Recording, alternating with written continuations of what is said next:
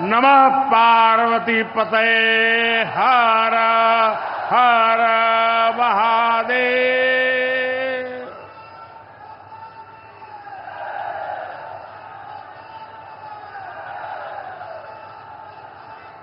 सावन के पावन महीने में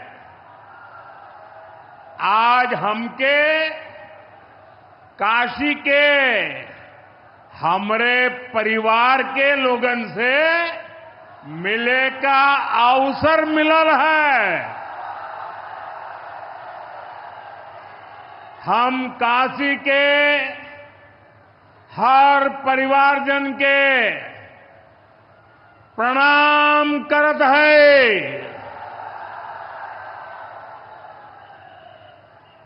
यूपी के मुख्यमंत्री योगी आदित्यनाथ जी, डिप्टी सीएम केशव प्रसाद मौर्य जी, ब्रजेश पाठक जी, पटना से हमारे साथ जुड़े कृषि मंत्री शिवराज सिंह चौहान जी, देश के अलग अलग हिस्सों में जुड़े हुए सभी आदरणीय मुख्यमंत्रीगण, गवर्नर श्री, मंत्रीगण, यूपी सरकार के मंत्रीगण, यूपी भाजपा अध्यक्ष भूपेंद्र सिंह चौधरी जी, सभी विधायक एवं जनप्रतिनिधिगण और मेरे प्यारे किसान भाइयों और बहनों, और विशेष रूप से काशी के मेरे मालिक जनता जनार्दन,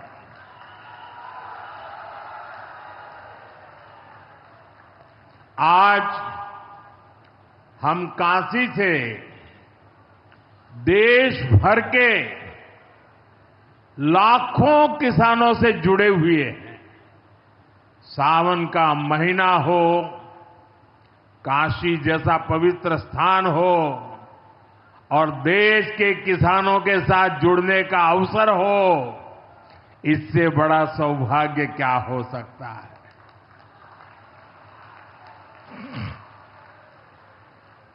आज मैं ऑपरेशन सिंदूर के बाद पहली बार काशी आया हूं।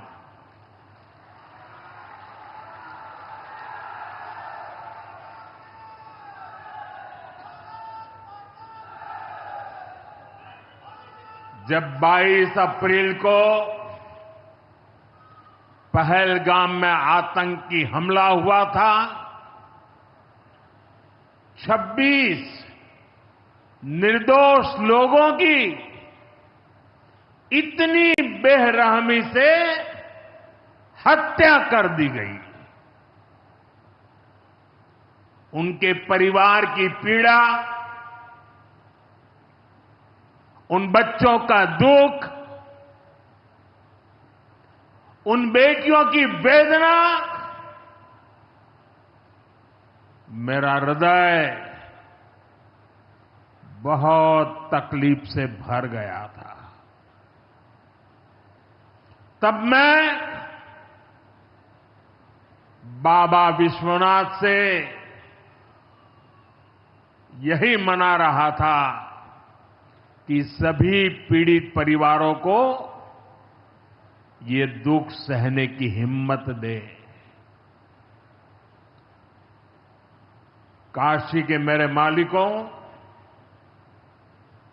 मैंने अपनी बेटियों के सिंदूर का बदला लेने का जो वचन दिया था,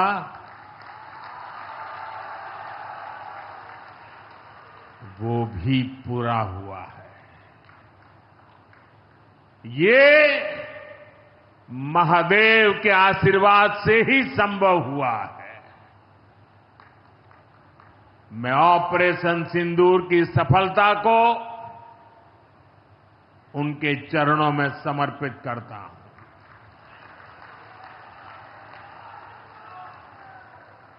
साथियों,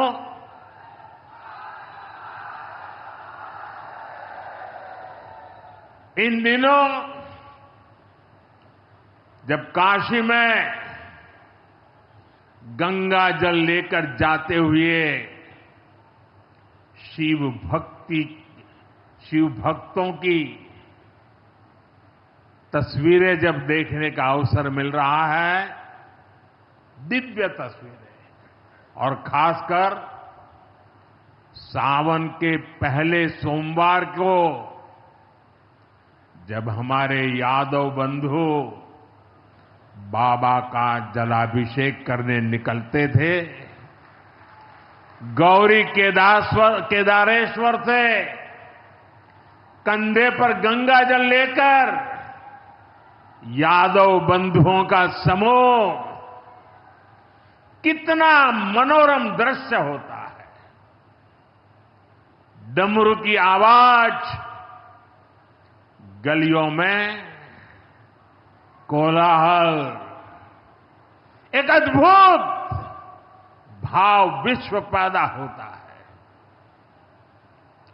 मेरी भी बहुत इच्छा थी कि सावन के पवित्र महीने में बाबा विश्वनाथ और मार्कंडेय महादेव के दर्शन करूं, लेकिन मेरे वहां जाने से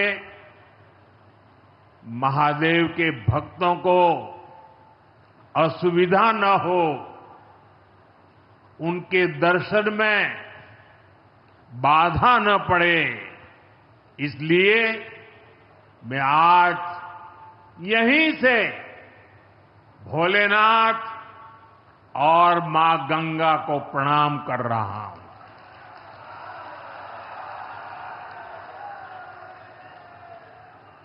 हम सेवापुरी के ई मंच से बाबा काशी विश्वनाथ के प्रणाम करत है। नमः पार्वती पते हर हर महादेव।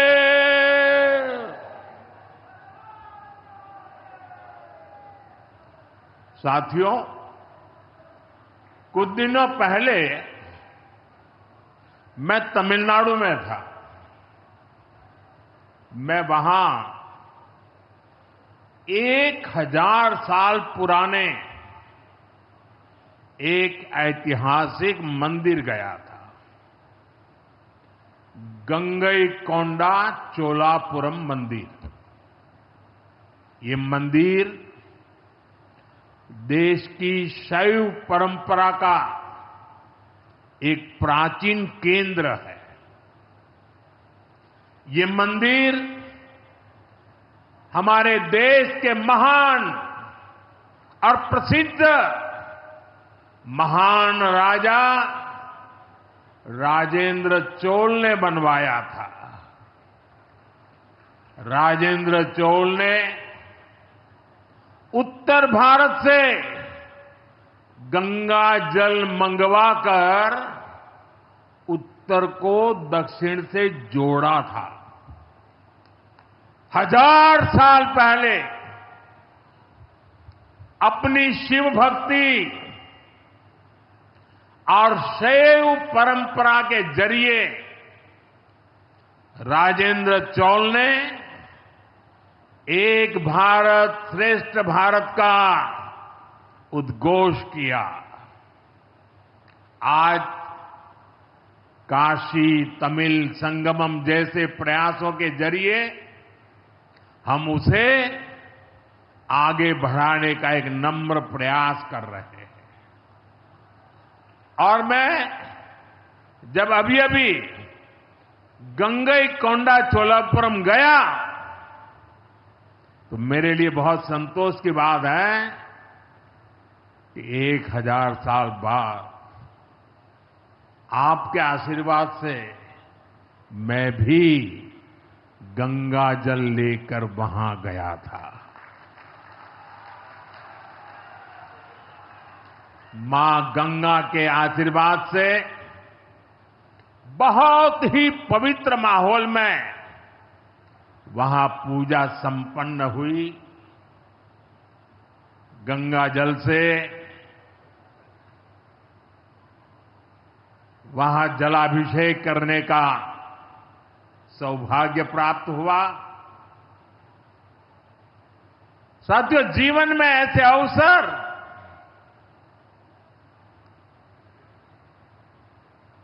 बहुत प्रेरणा देते हैं। देश की एकता की हर बात नई चेतना जगा देती है और तभी तो ऑपरेशन सिंदूर सफल होता है।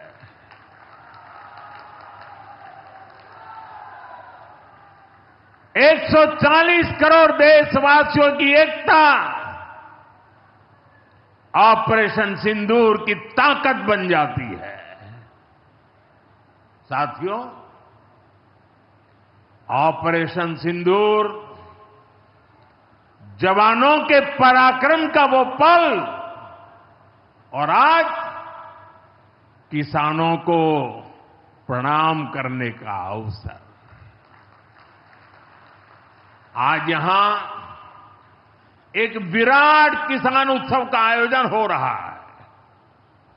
देश के 10 करोड़ किसान भाइयों बहनों के खातों में 21,000 करोड़ रुपए पीएम किसान सम्मान निधि के रूप में भेजे गए हैं। और जब काशी से धन जाता है ना, वो तो अपने आप प्रसाद बन जाता है।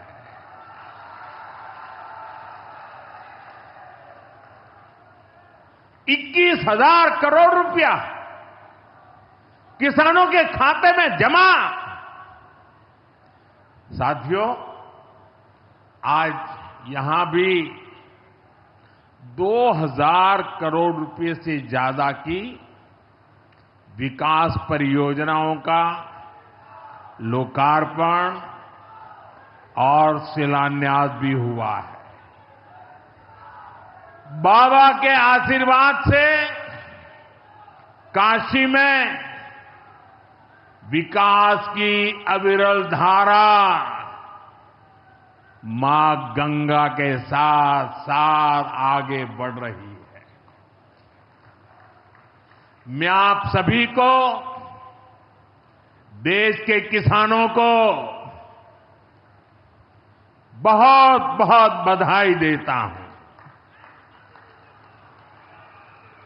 अभी कुछ ही दिन पहले काशी में सांसद टूरिस्ट गाइड प्रतियोगिता भी आयोजित की गई थी। यानी स्पर्धा के द्वारा स्किल डेवलपमेंट,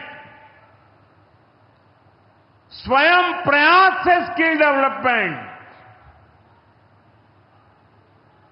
उसके अनेक प्रयोग आज काशी की भूमि में हो रहे हैं। आने वाले दिनों में काशी सांसद फोटोग्राफी प्रतियोगिता, सांसद रोजगार मेला समेत कई और आयोजन भी होने वाले हैं।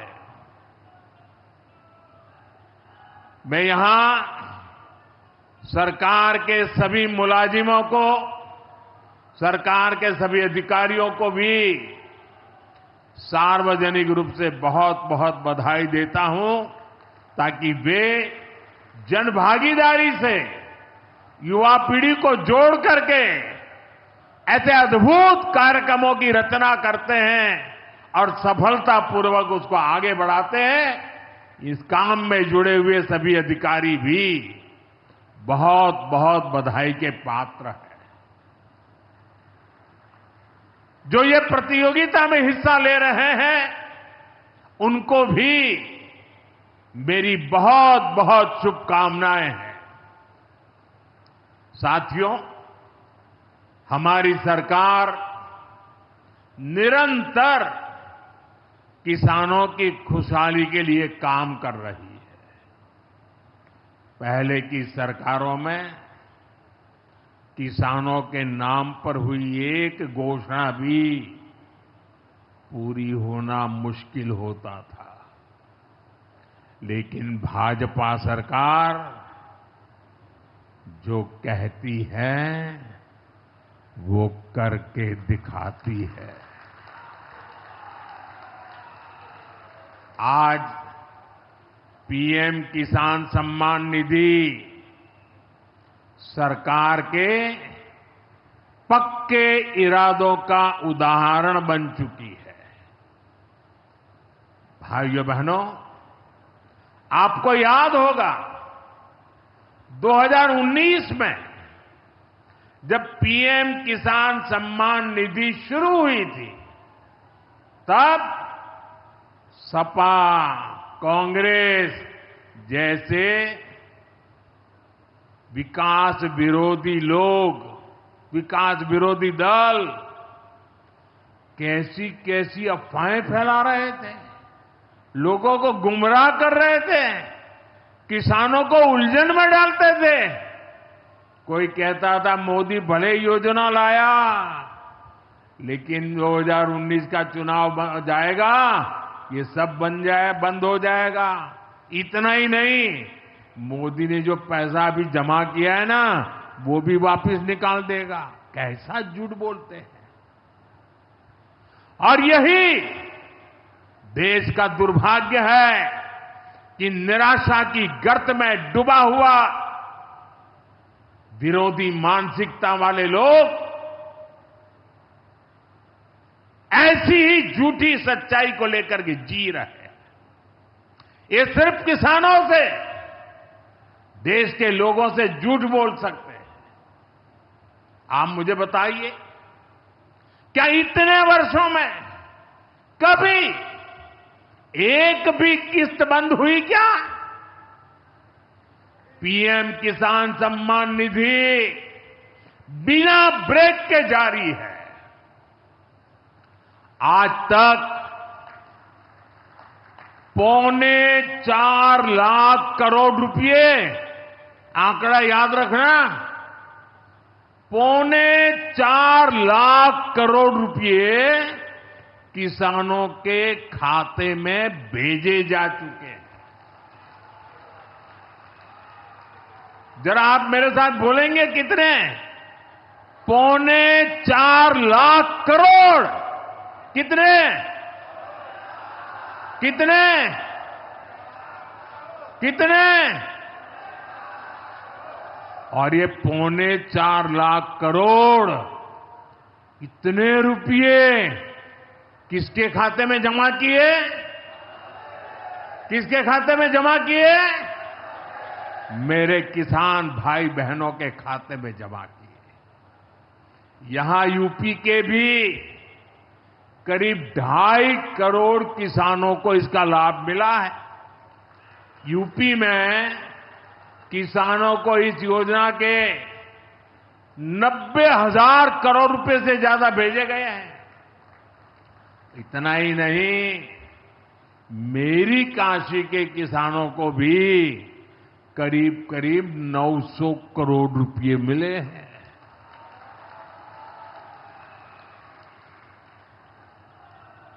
आपने ऐसा सांसद चुना कि आपके खाते में 900 करोड़ रुपया आया है।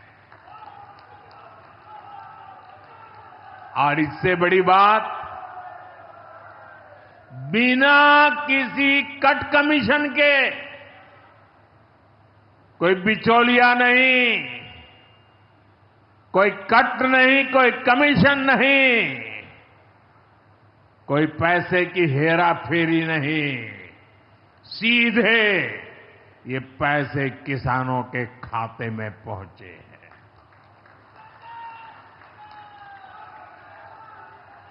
और मोदी ने ये परमानेंट व्यवस्था बना दी है।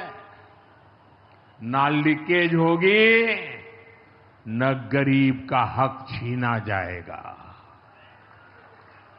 साथियों, मोदी के विकास का मंत्र है, जो जितना पिछड़ा उसे उतनी ज्यादा प्राथमिकता। जो जितना पिछड़ा उसे ज्यादा प्राथमिकता। इस महीने केंद्र सरकार ने एक और बड़ी योजना को मंजूरी दी है। इसका नाम है प्रधानमंत्री धन धान्य कृषि योजना। इस योजना पर 24,000 करोड़ रुपए किसानों के कल्याण के लिए, कृषि व्यवस्था के लिए, कृषि विकास के लिए 24,000 करोड़ रुपए खर्च किए जाएंगे। देश के ऐसे जिले जो पिछली सरकारों की गलत नीतियों के कारण विकास की राह में पिछड़ गए, पिछड़े रह गए, जो कृषि उत्पादन भी कम हो रहा है, जहां किसानों की आमदनी भी कम है, अरे कोई पूछने वाला नहीं था, उन जिलों पर प्रधानमंत्री धन धान्य कृषि योजना का फोकस होगा। इससे यूपी के भी लाखों किसानों को फायदा होगा। साथियों, किसानों के जीवन में बदलाव के लिए, उनकी आय बढ़ाने के लिए, खेती पर होने वाला खर्च कम करने के लिए एनडीए सरकार पूरी शक्ति से काम कर रही है, पूरी ताकत लगा रही है। हम बीज से बाजार तक किसानों के साथ खड़े हैं। खेतों तक पानी पहुंचे, इसके लिए देश में लाखों करोड़ रुपए की सिंचाई योजना चलाई जा रही है। साथियों, किसानों के सामने एक बड़ी चुनौती मौसम की होती रही है। कभी ज्यादा बारिश हो गई, कभी ओला गिर गया, पाला पड़ गया। किसानों को इससे सुरक्षा देने के लिए पीएम फसल बीमा योजना शुरू हुई। इस योजना के तहत, यह आंकड़ा भी याद रखिए, इस बीमा योजना के तहत अब तक 2.25 लाख करोड़ रुपए, 2.25 लाख करोड़ रुपए से ज्यादा का क्लेम किसानों को दिया जा चुका है। बीमा के माध्यम से 2.25 लाख करोड़ रुपया। कितना बताएंगे? कितना? 2.25 लाख करोड़ रुपया। साथियों, हमारी सरकार यह भी सुनिश्चित कर रही है कि आपको आपकी फसल की सही कीमत मिले। इसके लिए फसलों की एमएसपी में रिकॉर्ड वृद्धि हुई है। धान और गेहूं जैसी प्रमुख फसलों की एमएसपी भी बढ़ाई गई है। आपकी उपज सुरक्षित रहे, इसलिए सरकार देश में हजारों नए गोदाम भी बनवा रही है। भाइयों बहनों, हमारा जोर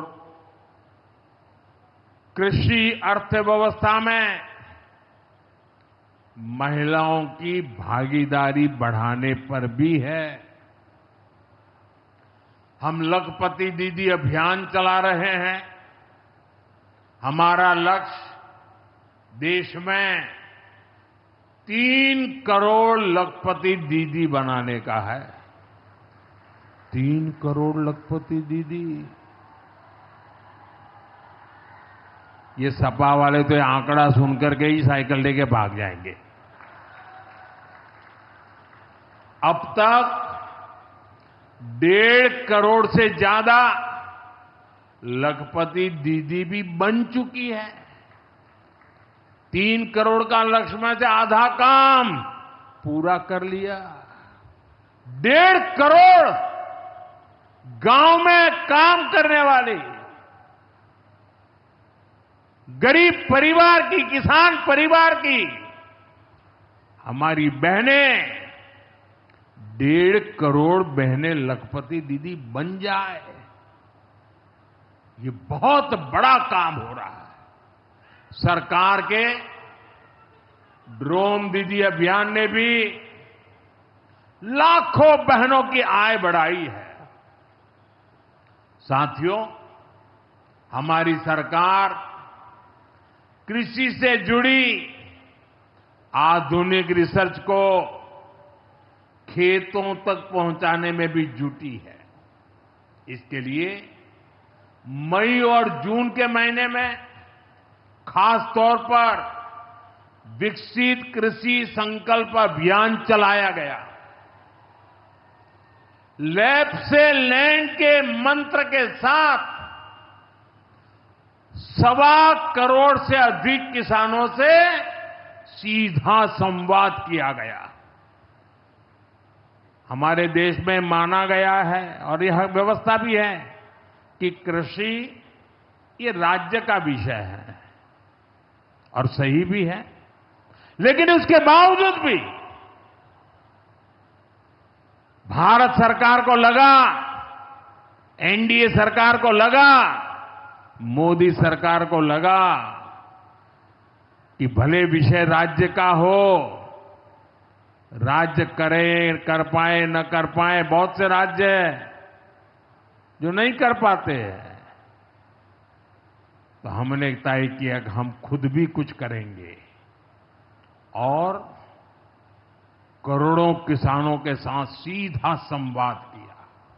साथियों, केंद्र सरकार की योजनाओं का लाभ आप सभी तक निरंतर पहुंचता रहे, इस दिशा में आज मुझे आपके साथ एक अहम जानकारी साझा करनी है और उसमें मुझे आपकी मदद भी चाहिए। यहां बैठे हुए लोगों की भी मदद चाहिए। आपको पता है, जनधन योजना के तहत देश में 55 करोड़ गरीबों के बैंक खाते खोले गए।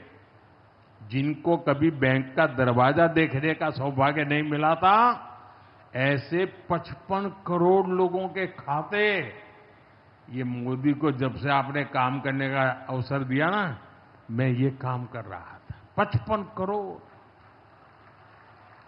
अब इस योजना को हाल ही में 10 साल पूरे हुए हैं। अब बैंकिंग क्षेत्र का कुछ नियम है।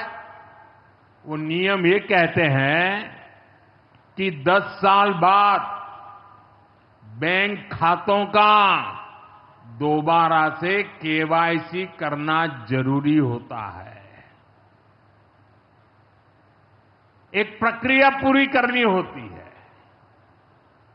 अब आप बैंक में जाएं, करें या न करें, पहले सब आपको करना होता है। अब मैंने थोड़ा आपका भार कम करने का बीड़ा उठाया है, तो मैंने बैंक वालों से कहा कि लोग आएं, केवाईसी करें, अच्छी बात है, हमें नागरिकों को हमेशा जागृत रखना चाहिए, लेकिन हम क्या एक अभियान चला सकते हैं? मैं आज रिजर्व बैंक का, हमारे देश की सभी बैंकों का, बैंक के सभी कर्ता धर्ताओं का हृदय से अभिनंदन करना चाहता हूं। आज उन्होंने एक ऐसा काम उठाया है जो हमें गर्व से भर देता है। बैंक के लोग इस 10 करोड़ लोगों को, अरे 10 साल के बाद ये 55 करोड़ लोग अपना फिर से रिव्यू करें, इसलिए केवाईसी जो करना है, इस काम को पूरा करने के लिए 1 जुलाई से देश भर में बहुत बड़ा अभियान चल रहा है। हमारे बैंक स्वयं हर ग्राम पंचायत तक पहुंच रहे हैं, वहां पर जाकर के मेला लगाते हैं। अब तक ऐसी करीब 1 लाख ग्राम पंचायत में बैंक अपने कैंप, अपना मेला लगा चुके हैं। लाखों लोगों ने दोबारा अपना केवाईसी भी करा लिया है और ये अभियान आगे भी चलने वाला है। मैं ऐसे हर साथी जिसका जनधन खाता है उससे आग्रह करूंगा कि वो फिर से अपना केवाईसी जरूर करा ले। साथियों, ग्राम पंचायतों में बैंक जो स्पेशल कैंप लगा रहे हैं, अभी भी लाखों पंचायतों का काम जारी है। मैं समझता हूं कि इन कैंप का फायदा उठाना चाहिए और उसके कई फायदे हैं। एक और फायदा भी है, इन कैंपों में प्रधानमंत्री सुरक्षा बीमा योजना, प्रधानमंत्री जीवन ज्योति बीमा योजना, अटल पेंशन योजना, ऐसी अनेक योजनाओं का रजिस्ट्रेशन भी हो रहा है। और ये बीमा तो ऐसा है कि एक चाय के खर्चे से भी कम खर्चा लग जाता है। ये योजनाएं आपकी बहुत मदद करती है। इसलिए बैंकों ने जो जितना बड़ा अभियान चलाया है, आप इसका बहुत फायदा लीजिए। पूरे देश के लोगों से मैं कहता हूं, आप इन कैंपों में जरूर जाइए। अब अगर आप अब तक इन योजनाओं से नहीं जुड़े हैं तो उनके लिए रजिस्ट्रेशन करवाइए और अपने जनधन खाते का केवाईसी भी कराइए।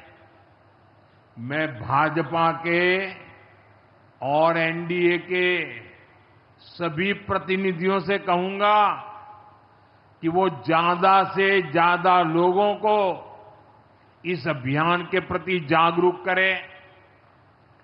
बैंकों से बात करें कब कैंप कहां लगने वाला है, वो क्या मदद हम कर सकते हैं। हम सामने से होकर बैंकों के इतने बड़े काम में हाथ बटाएं, उनको मदद करें और ज्यादा से ज्यादा लोगों को, जहां भी कैंप लगता है उस इलाके के लोगों को इस अभियान से जोड़े। साथियों, आज महादेव की नगरी में विकास और जन कल्याण के इतने काम हुए। शिव का अर्थ ही होता है, शिव का मतलब ही है कल्याण। लेकिन शिव का एक रूप और भी है। शिव का एक रूप तो कल्याण है, शिव का दूसरा रूप है रुद्र रूप। सामने जब आतंक और अन्याय होता है तब हमारे महादेव रुद्र रूप धारण करते हैं। ऑपरेशन सिंदूर के दौरान दुनिया ने भारत का यही रूप देखा है। भारत पर जो वार करेगा वो पाताल में भी नहीं बचेगा। लेकिन भाइयों बहनों, दुर्भाग्य से ऑपरेशन सिंदूर की सफलता पर हमारे देश के कुछ लोगों को भी पेट में दर्द हो रहा है। ये कांग्रेस पार्टी और उनके चेले चपाटे, उनके दोस्त इस बात को पचा नहीं पा रहे कि भारत ने पाकिस्तान के आतंकी ठिकानों को तबाह कर दिया। मैं मेरे काशी के मालिकों से पूछना चाहता हूं, भारत की ताकत से आपको गर्व होता है कि नहीं होता है? ऑपरेशन सिंदूर से गर्व होता है कि नहीं होता है? आतंकियों के ठिकानों को नष्ट करने का आपको गर्व होता है कि नहीं होता है? साथियों, आपने वो तस्वीरें देखी होगी, कैसे हमारे ड्रोन्स, हमारे मिसाइल्स ने सटीक वार करके आतंक के हेडक्वार्टर्स को खंडहर बना दिया। पाकिस्तान के कई सारे एयरबेस तो आज भी आईसीयू में पड़े हैं। पाकिस्तान दुखी है, ये तो सब कोई समझ सकता है, लेकिन पाकिस्तान का ये दुख कांग्रेस और सपा से सहन नहीं हो पा रहा। उधर आतंक का आकार होता है, इधर कांग्रेस सपा वाले आतंकियों की हालत को देखकर रोते हैं। साथियों, कांग्रेस हमारी सेनाओं के पराक्रम का लगातार अपमान कर रही है। कांग्रेस ने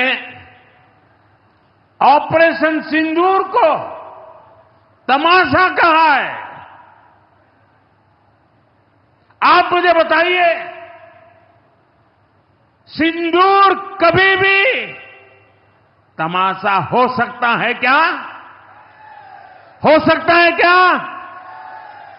क्या सिंदूर को तमाशा कोई कह सकता है क्या? हमारी सेना का पराक्रम और बहनों के सिंदूर का बदला तमाशा कहने की ये हिम्मत, ये निर्लज्जता, भाइयों बहनों, वोट बैंक और तुष्टीकरण की इस राजनीति में ये समाजवादी पार्टी भी पीछे नहीं है। ये सपा के नेता संसद में कह रहे थे, पहलगाम के आतंकवादियों को अभी क्यों मारा? अब बताइए, क्या उनको पूछ फोन करूं क्या? सपा वालों को मारूं कि ना मारूं? कोई मुझे बताए भाई, सामान्य बुद्धि से बताए, क्या आतंकवादियों को मारने के लिए भी क्या इंतजार करना चाहिए क्या? क्या उन्हें भागने का मौका देना था क्या? ये वही लोग हैं जो यूपी में जब सत्ता में थे तब आतंकवादियों को क्लीन चिट देते थे, बम धमाके करने वाले आतंकियों से मुकदमे वापस लेते थे। अब उन्हें आतंकवादियों के मारे जाने पर परेशानी हो रही है। इन्हें ऑपरेशन सिंदूर के नाम पर परेशानी हो रही है। मैं इन लोगों को काशी की धरती से कहना चाहता हूं, ये नया भारत है।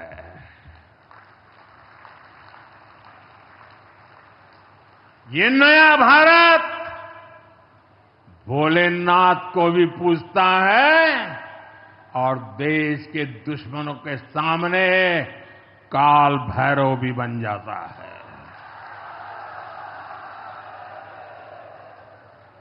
साथियों, ऑपरेशन सिंदूर के दौरान भारत के स्वदेशी हथियारों की ताकत पूरी दुनिया ने देखी है। हमारे एयर डिफेंस सिस्टम, हमारी स्वदेशी मिसाइलें, स्वदेशी ड्रोन्स, इन्होंने आत्मनिर्भर भारत की ताकत को साबित किया है। खासकर हमारी ब्रह्मोस मिसाइलें, इनकी दहशत भारत के हर दुश्मन के भीतर भर गई है। पाकिस्तान में कहीं यूं ही ब्रह्मोस आवाज आ जाए ना तो नींद नहीं आती। मेरे प्यारे भाई बहनों, मैं यूपी का सांसद हूं। यूपी के सांसद के नाते मुझे खुशी है कि वो ब्रह्मोस मिसाइलें हमारे यूपी में भी बनेगी।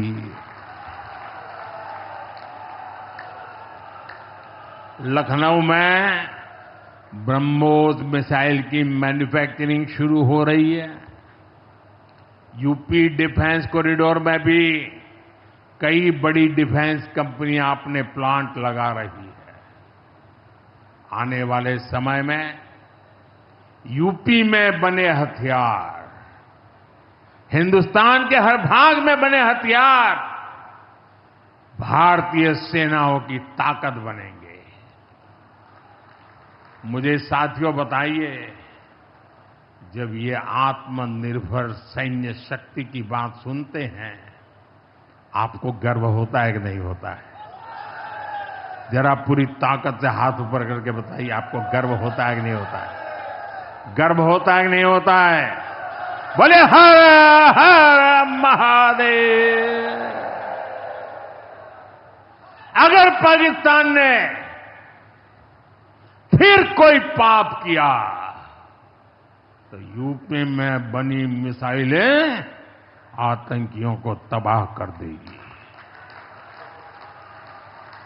साथियों, आज यूपी इतनी तेज गति से औद्योगिक विकास कर रहा है। देश और दुनिया की बड़ी बड़ी कंपनियां यहां निवेश कर रही हैं। इसके पीछे भाजपा सरकार की विकासपरक नीतियों की बड़ी भूमिका है।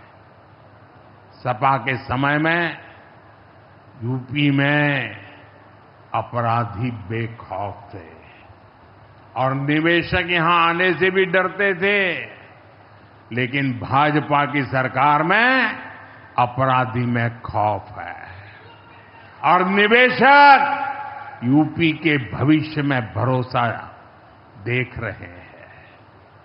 मैं विकास की इस रफ्तार के लिए यूपी सरकार को बधाई देता हूं।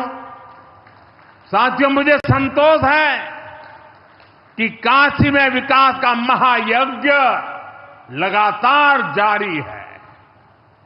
आज शुरू हुए रेल ओवरब्रिज, जल जीवन मिशन से जुड़े प्रोजेक्ट, काशी के स्कूलों का नवनिर्माण कार्य, होम्योपैथिक कॉलेज का निर्माण, मुंशी प्रेमचंद की विरासत को सहेजना, ये सारे काम भव्य काशी, दिव्य काशी, समृद्ध काशी और मेरी काशी के निर्माण को गति देंगे।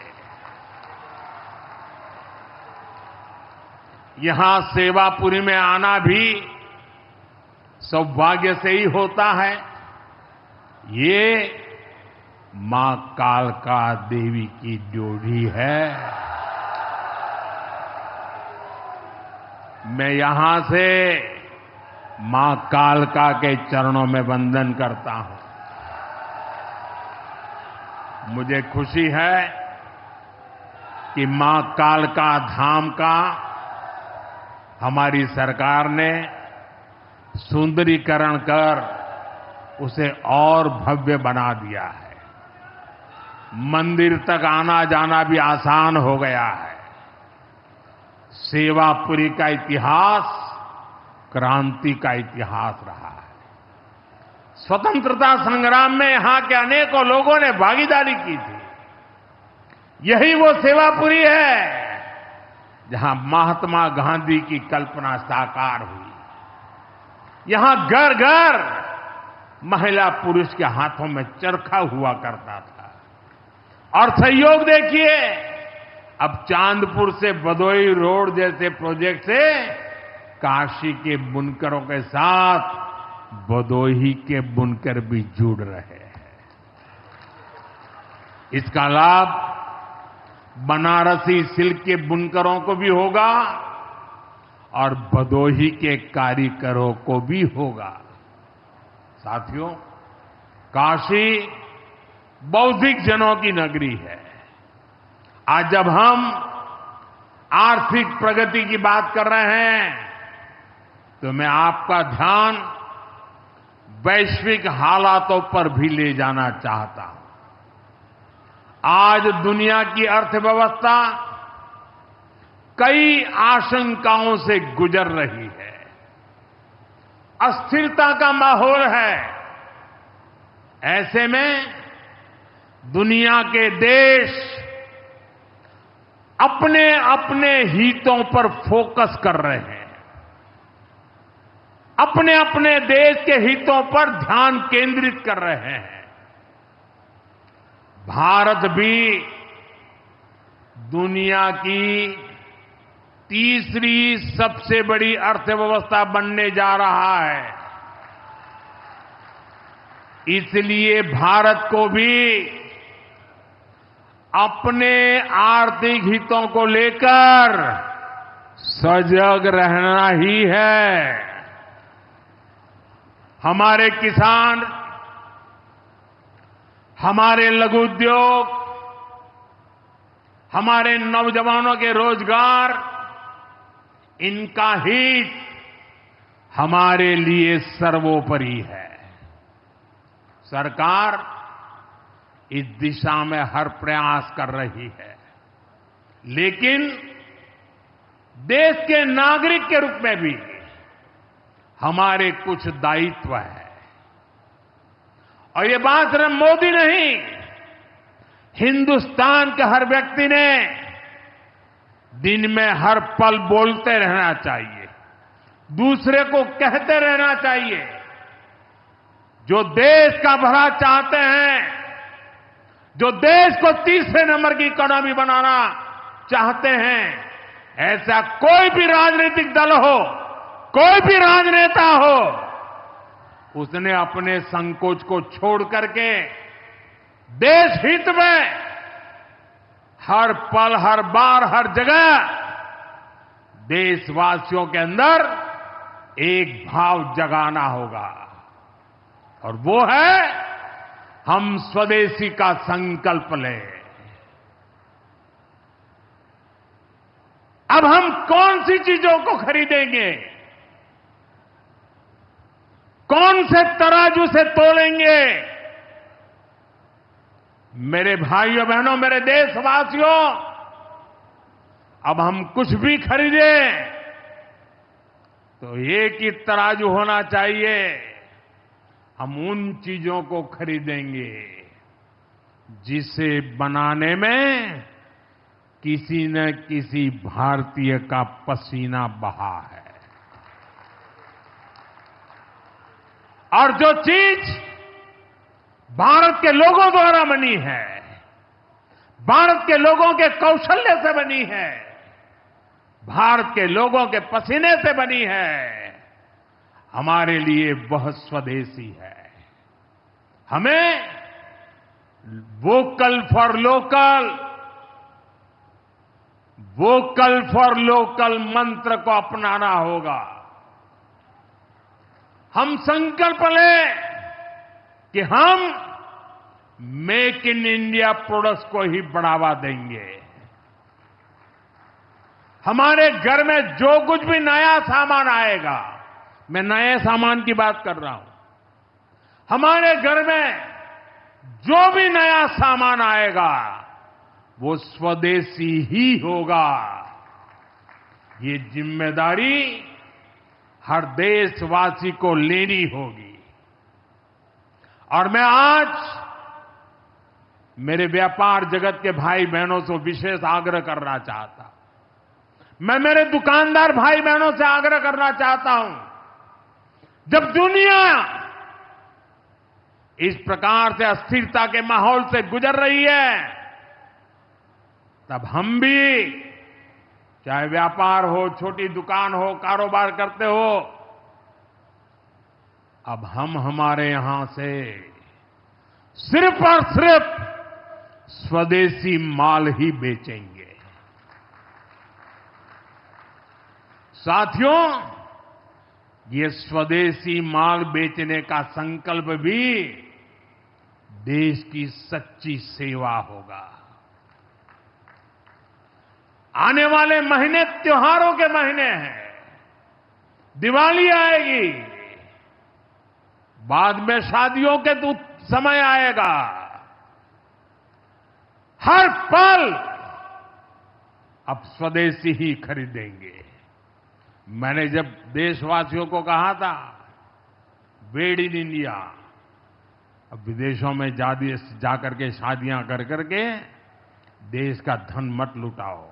और मुझे खुशी है, कई नौजवान मुझे चिट्ठी लिखते थे कि हमारा परिवार तो विदेश में शादी करना तय किया था, लेकिन आपकी बात सुन करके अब हमने वहां का सारा कैंसिल कर दिया, थोड़ा खर्चा भी हो गया, लेकिन अब हम भारत में ही शादी करेंगे। हमारे यहां भी बहुत अच्छे स्थान है जहां शादी ब्याह हो सकता है। हर बात में स्वदेशी का भाव आने वाले दिनों में हमारा भविष्य तय करने वाला है दोस्तों। और ये महात्मा गांधी को भी बड़ी श्रद्धांजलि होगी। साथियों, सबके प्रयास से ही विकसित भारत का सपना पूरा होगा। एक बार फिर आपको आज के विकास कार्यों की बहुत बहुत बधाई देता हूं। और भविष्य में वोकल फॉर लोकल, खरीदेंगे तो स्वदेशी खरीदेंगे, घर सजाएंगे तो स्वदेशी से सजाएंगे, जिंदगी बढ़ाएंगे तो स्वदेशी से बढ़ाएंगे। इस मंत्र को लेकर के चल पड़े। बहुत बहुत धन्यवाद। मेरे साथ बोले हर हर महादेव।